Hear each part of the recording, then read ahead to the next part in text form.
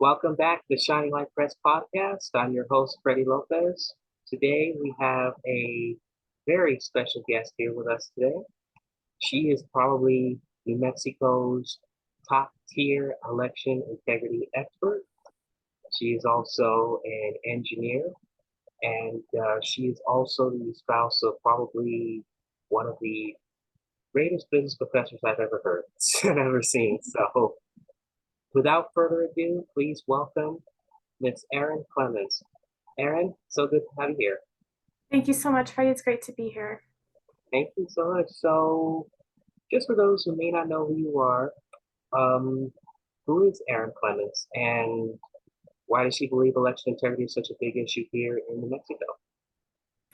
Excellent question. I'm a mother of three. I'm an engineer by trade.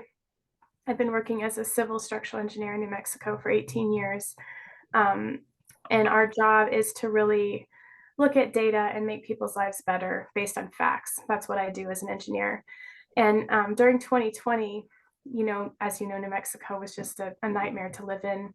The policies were harsh and made no sense. And as soon as all that started happening, I started digging into the data. So March 2020, I was looking every day at the number of cases, the number of deaths. I was calculating the death rate, and I was realizing that the actual threat to us at that time was in no way, commensurate with the policies that were being handed down from our governor. And I was doing everything I could to tell my city councilors, my county commissioners, I was writing to the governor, I was writing to legislators and saying, this doesn't make sense what we're doing. You need to look at the data and make decisions based on that. You need to take into account all of the effects to kids, to single moms, to the poor that these policies are going to have, to the long-term effects on the education of our kids, for example. And I was just getting nowhere. It was like banging your head against a brick wall. And then fast forward to November 3rd, I had every reason to expect Trump would win. And I watched until about 11 p.m. on election night, and I was looking at all the, where he was at in all the states. And I went to bed knowing that he had won the election. And then I woke up the next day, and it just was very plain to me what they were doing. They were slow rolling the announcement because they were going to steal it.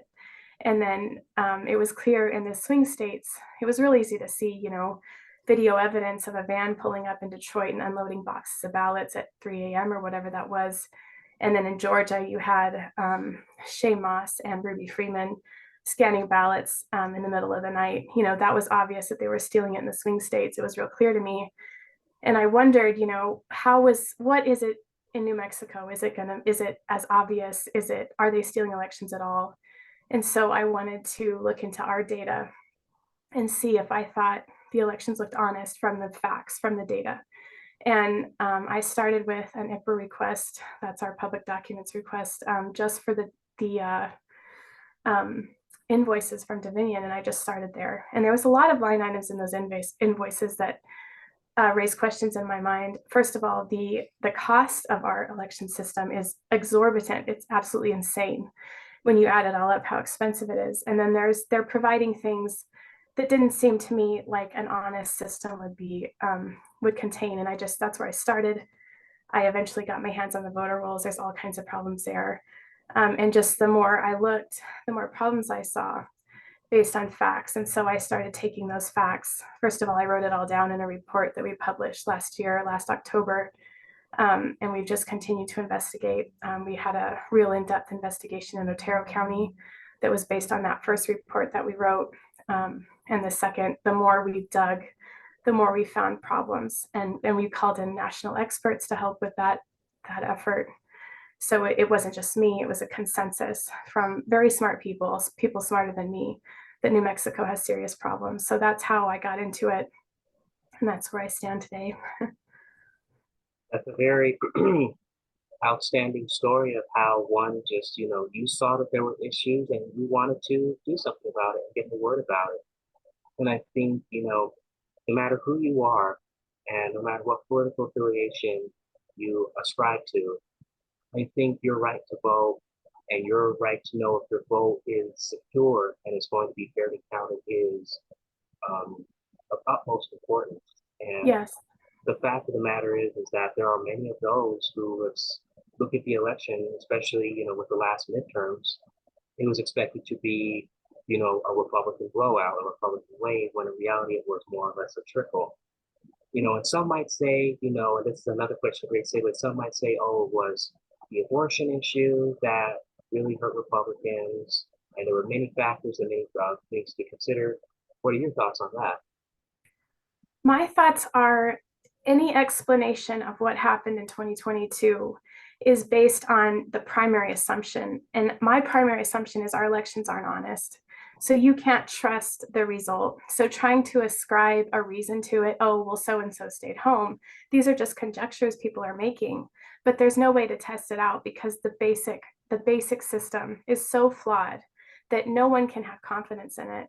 So to me, I don't believe that it was a red trickle. I think it really was a red wave. There's no way you can have polling data saying 75% of the country is unhappy with its direction, and then they go and reelect all the same people, or give more power to Democrats. It just doesn't make sense. So I think you really can't know what happens. That's where we're at. We just don't know. I think many people would agree. I think many would agree. And in fact, actually, recently, well, it wasn't too recent, it was just right after the election, there was a poll done by Trafalgar Polling. And what it said was, are you more or less likely to trust election results that take days or weeks to tabulate?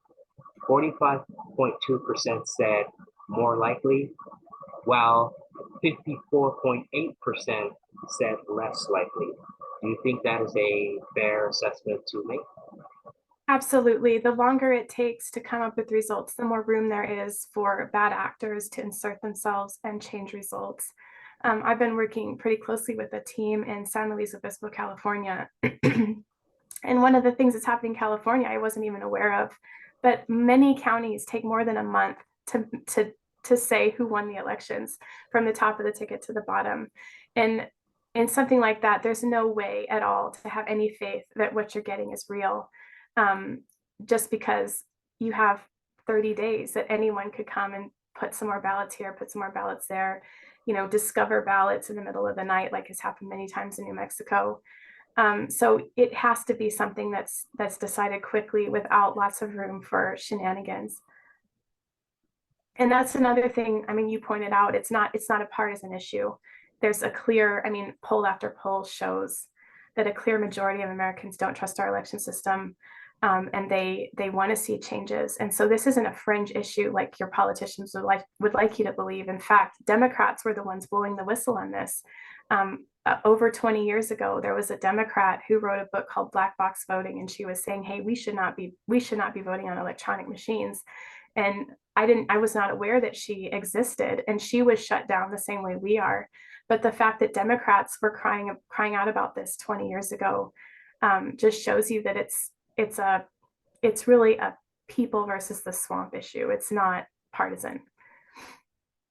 I agree. I agree. And you make a good point. And actually, I did not know about this book of this one that you talked about. I actually had no clue until you just brought it up. And you are correct in saying that one side has brought up these issues because if you look even recently with 2016, after President Trump won the election, there were so many Democrats, including Hillary Clinton and many others, who were all saying the election was stolen by Russia collusion. We know how all that played out. And then in 2020, when President Trump was himself questioning the results, and other Republicans were, all of a sudden there was massive condemnation of the Democrats saying we're destroying democracy.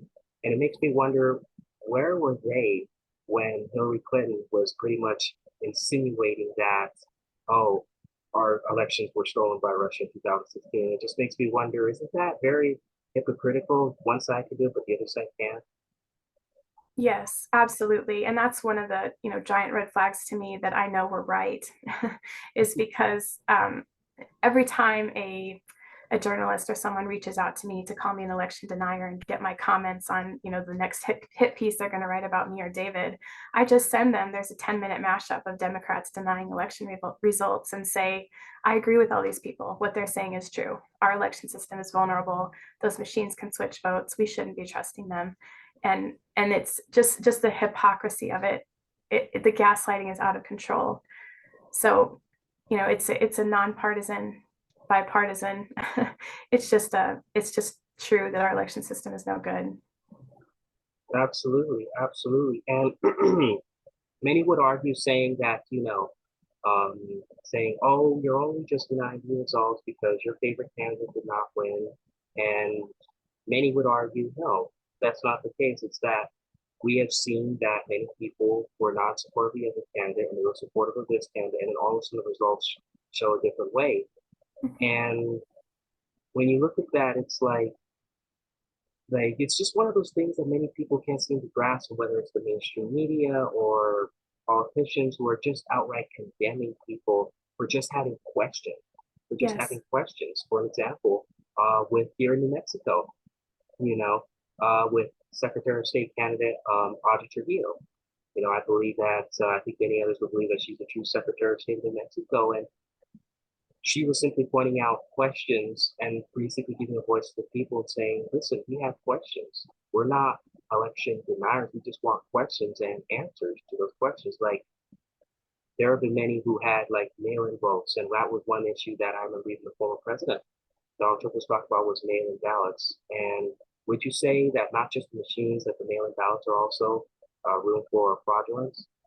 Yes, absolutely. I think that's one of the worst parts of our election system, that and the fact that we don't have voter ID. Um, Mail-in ballots, especially without voter ID, it's just a free for all. And if you have access to just a handful of files, you can print as many ballots as you want. You won't be able to tell the difference between, a ballot printed at Kinko's and a ballot that was printed at the polling place if they're mailed in. And we don't have signature matching. All we have to do is put a year of birth and sign some name, any name, on a ballot and mail it in, and it will be counted. And the year of birth, I mean, it's so easy to get. All you need is a copy of the voter rolls. You have every voter's year of birth. So if you have just a few things, you can absolutely subvert an election through mail-in voting. Absolutely, absolutely. And even I believe that's another segue into voter ID. Even before 2020 and the aftermath of that, there were so many who were still advocating for voter ID to show your ID to go vote. And it's one of those issues that is it's so simple, but yet, you have partisans who are saying, oh, voter ID is racist, and things like that. And when you really ask them as to, well, why is it racist? Why is it racist? And then they would tell you, and I am not kidding, they will literally say, oh, because minorities aren't able to get a hold of a voter ID. And when Yeah. I hear that, it's just like, that is the most bigoted, Hmm. just racist statement you could ever make. And this is one side that's claiming that they're wrong. Would you agree? I would totally agree with that. It's absolutely racist to say it's racist that minorities aren't able to figure out how to get a driver's license. I mean, it's beyond elitist and pandering, and it's like just so asinine to argue against having to prove who you are to vote when you have to prove who you are to get a library book, when you have to prove who you are to do really anything in our society. And these same people who argue against voter ID also are very much for like vaccine passports, you having to prove that you've taken something into your body to do simple things like go shopping. I mean, this is being implemented in some places, and they're all for that. And then you ask them, well, why can't we have a voter ID to vote? Well, that's racist. So it's just asinine. Yes, it certainly is asinine and it certainly is very ridiculous. And it's, when you look at all the elections that we've had, and we've had some, tremendous victories in certain states and in certain counties, and actually going back to New Mexico, I remember when the Otero County Commissioners all came together and said, no, we are not going to certify after the primary results. And what we saw was just blatant malfeasance and blatant just injustice from the incumbent Secretary of State, pretty much threatening the commissioners, if you don't certify, you're going to be hit with a felony. And I believe Yeah. it was two commissioners. It was Jay Block of Sandoval County and Corey Griffin of Otero County, the only commissioners who said, nope, we are not going to certify. But because they were threatened, they quickly gave in. And I would say, that is just, I mean, what are your thoughts on that? Or do that is just absolutely wrong because these commissioners are simply saying we don't believe, we don't trust the results? Yeah, I think it's absolutely wrong. I mean, to bind the conscience of an elected body who have a yes no vote on a question, to tell them all you can do is vote yes because all you're there, you're just a placeholder for this ministerial act, and essentially we'll tell you what to do and you will say yes. And I mean, it was horrifying, and it happened again in Arizona just a couple months ago, that there were two counties in Arizona that said we can't certify this. We know that there was so much trouble in Maricopa County that we have no faith in these results. And one of the counties was also pushing back on the fact the machines are not certified properly. They're not certified in many states in this country. And what they asked for was the Secretary of State to come and give them a presentation. We want you to come to us and we will ask you questions before we decide if we're going to certify this. Now, instead of doing that, Mark Elias is Hillary Clinton's attorney, former Perkins Coie attorney. He got on YouTube and he had a couple-minute video threatening these commissioners, saying the only presentation you're going to get is the presentation of a jail cell or something like that, where you have this guy, not even an Arizonan, not an elected person. He's just the most corrupt attorney in our country. He's also threatening these people. I mean, it shows you exactly what the setup is. That it's so there's such a stranglehold on the process. There's such a stranglehold on the conscience of anybody who would kick against this. That they've essentially set it all up so that it's legal now to steal elections. That's what they want you to believe. Yes, absolutely. And it's just so disheartening. It makes me wonder to myself, and this is a question that I've always had is just what do they have to hide? They are saying, oh, these elections are absolutely fair, they're 100% secure and accurate, don't question it. And it's like, well, why? Why? Mhm. What are you trying to hide? What is there Exactly. to hide? If it's so Yes. secure, then okay, let us see it. Let's see how the process is, you know? And if it turns out that our preferred candidate did not win and they did and they lost legitimately, then that's fine. We just want to see the process. But it just makes you wonder, what do they have to hide when they're so this adamant that everything is so Right. fair and secure? Yeah, Yes. And it's pretty. it'd Oh, be please so go ahead. easy to it'd be so easy to shut us all up if they would just open up the machines and let us see the source code. Give us these things we're asking for in Georgia, produce the ballots and let somebody count them. And when they refuse to do that, but they still, all they can do is call you names, they're hiding something. Absolutely, absolutely. And I think, it's very interesting how we're doing this interview on January 6th. It is. And I think that's another big question is also, obviously, what happened on January 6th, the violence that did occur, we do condemn it, but there are many people who are still incarcerated uh, for misdemeanors. Mhm. And correct me if I'm wrong, but I haven't seen a single instance of someone being held in solitary confinement for misdemeanors. And No. it's something I have never seen. And with New Mexico, there were two individuals, Matthew Martin from Los Alamos and Cody Griffin. Matthew Martin was obviously acquitted on all counts, and Cody Griffin was cleared on one count of disorderly conduct, but convicted of misdemeanor trespassing. But it's like, obviously the violence that did occur on January 6th should be condemned, but there were many people who were peacefully protesting, and yet many of these individuals are still incarcerated for practicing their First Amendment right. What are your thoughts on The J6 prisoners weigh heavily on my heart every day. I pray for them every day. We support their families. We've gone to many events where they've been present, and I've gotten to know these people. I've talked to a lot of people that were there on J6, and everyone who was there, who was not right next to the building, said, like, they didn't even understand what was going on in the news because, as far as they were concerned, it was a patriotic gathering of people that loved God, that loved their country. They were singing hymns, they were praying, and they just couldn't believe the news, how the news was portraying that day. And then, you dig down into the video and you see so many questions raised about FBI people planted in the crowd. You have Ray Epps confessing it in emails. that he was a provocateur, and he instigated it, and he was happy that it was happening, and then he gets called before Congress and lauded as some kind of hero. And it's so they've turned the truth into lies and lies into truth when they talk about what happened that day. And the fact of the matter is that those people had a right to be there to you know exercise their First Amendment right.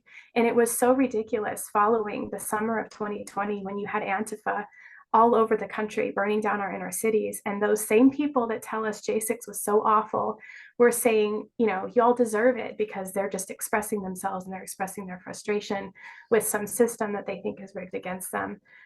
But then they try to gaslight us into believing that the J6 is the worst thing that's ever happened, on the face of the earth. So it's just so ridiculous. You go back to the hypocrisy we were talking about earlier. It's just so rife with hypocrisy. Absolutely, absolutely. In fact, there was one news station, I cannot remember the exact title, but they had literally said that what happened on January 6th was comparable to that of 9/11. Yeah. And when I heard that, I felt so just sick to myself because yes, you can call January 6th, a riot, but to call it an insurrection, to say that it's on the same level as 9/11 is just not only very ignorant, but Mhm. it's just very disheartening because I can imagine how the people who were affected by 9/11, when they hear that and they look at January 6th and say, this was nothing compared to 9/11. So I absolutely do agree with you on that. And it's, you have many individuals that are still incarcerated in solitary confinement to this day. And as you mentioned with Ray Epps, I mean, there was a transcript from the January 6th committee where she said, yes, I orchestrated it. And yet I wonder how come he's not in jail? How come he's not being questioned? And yet when you have like Senator Ted Cruz ask the direct questions to the FBI, were there agents or provocateurs in there? And they simply said, oh, we cannot answer that. Mhm. And it just makes you go, okay, why are you saying we cannot answer that? And even then, the Capitol Police Chief, the now former Capitol Police Chief, I believe he's coming out with a book. In the book, he says that there were massive security failures, Mhm. and he was going to manage many of these security failures. And that's a question that I think should be asked. Don't you agree that after January 6th, how come you had the Democratic speaker, call off the National Guard or not get them there in time and things like that? I mean, do you agree that January 6th should be investigated in at least a bipartisan matter, not just a partisan matter? Yeah, absolutely, I do. And I guess I have some hope that it will be with the House in the Republican hands. And the fact is that the American people, the majority of them, know what happened, and nobody believes it was an insurrection that's been pulled. And people say, oh, it was a protest that went too far. But hardly anyone actually believes it's an insurrection outside of Washington, D.C. If it was an insurrection, it was absolutely the most poorly planned one, since not even, I mean, none of these people that they've arrested can they show had any pre planning intent to go in and do anything. And none of them brought guns, none of them, it doesn't make any sense to try to shove this down our throats as an insurrection.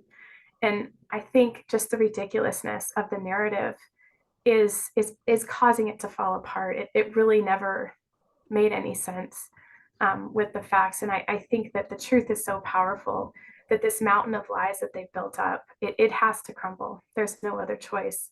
So I think it will be investigated. I think the truth will be known, a lot sooner than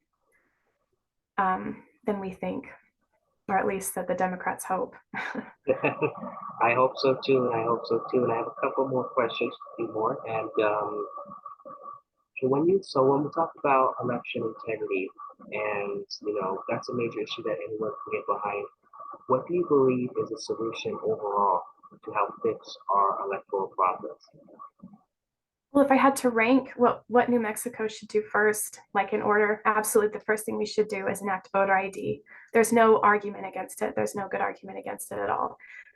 The second thing we should do is get rid of our electronic poll books and use paper poll books, because I think from all of my investigations of looking at the data, that's the primary way that they are tracking and projecting the election and fixing the election is through the data that they collect through the electronic poll books.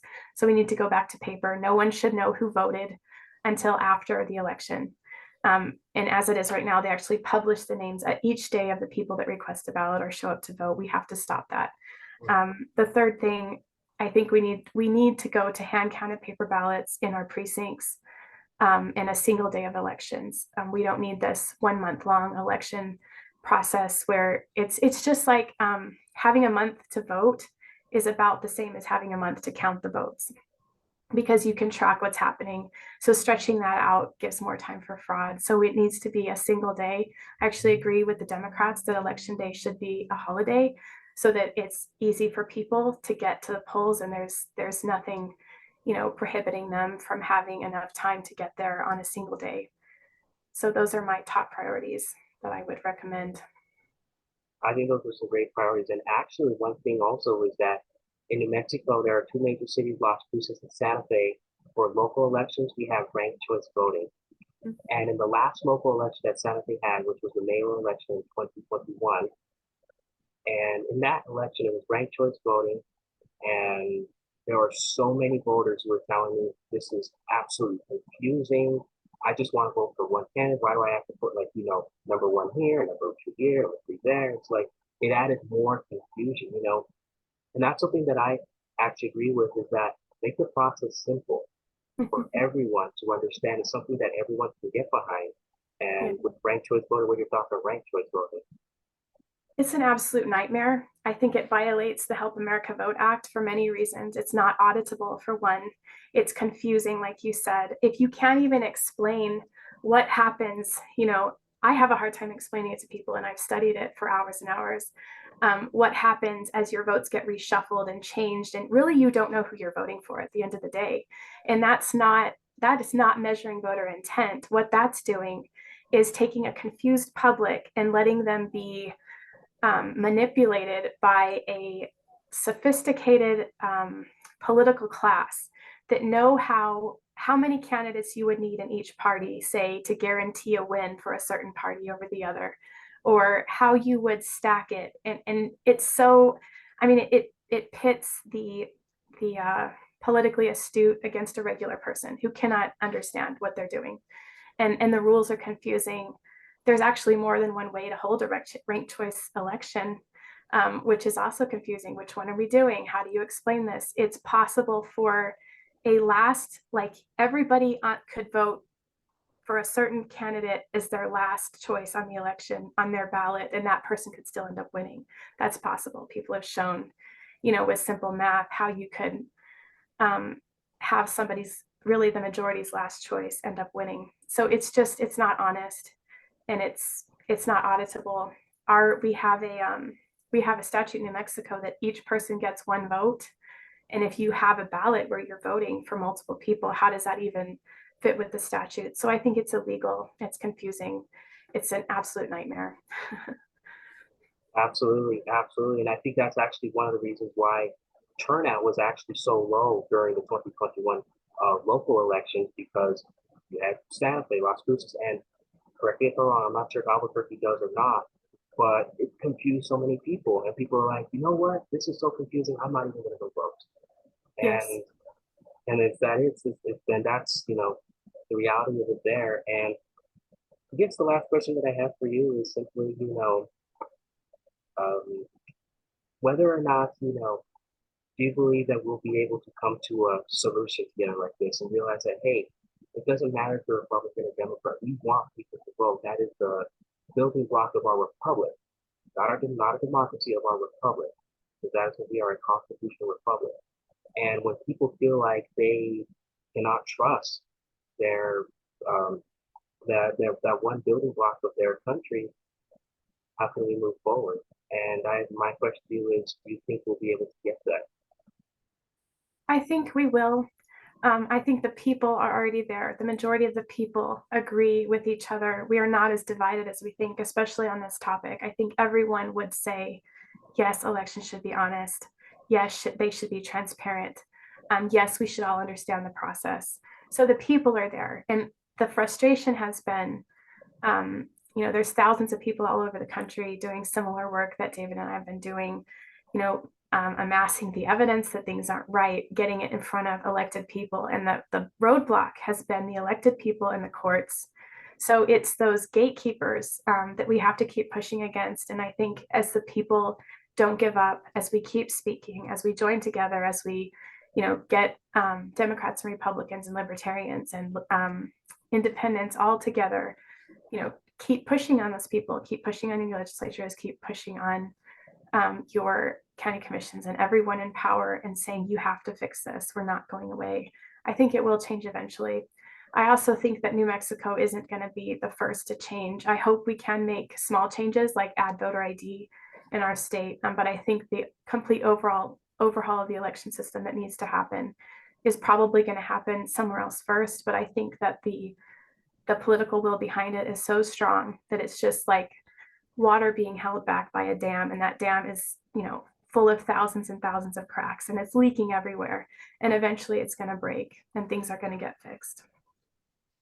I couldn't agree more. And is there any way that people can find you and support you?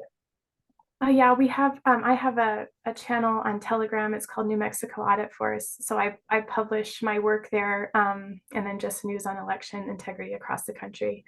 And then my husband has a Telegram channel also. It's called The Professor's Record. He's also on Twitter, and we're on Facebook, but we're heavily, shadow banned or whatever. So Telegram is really the best place to find us. All right, thank you so much. And I have a couple things to say to you off the record, but just want to say thank you so much for coming on to the show. This was a really great conversation. Hopefully, we could do it again. And this was a fantastic episode. I'm so glad you were able to come on.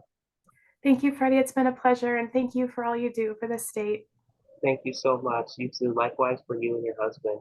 And thank you to everyone who tuned in. And if you like this video, please like and subscribe. And if you have any thoughts, comment below. And thank you so much. And we will see you next time.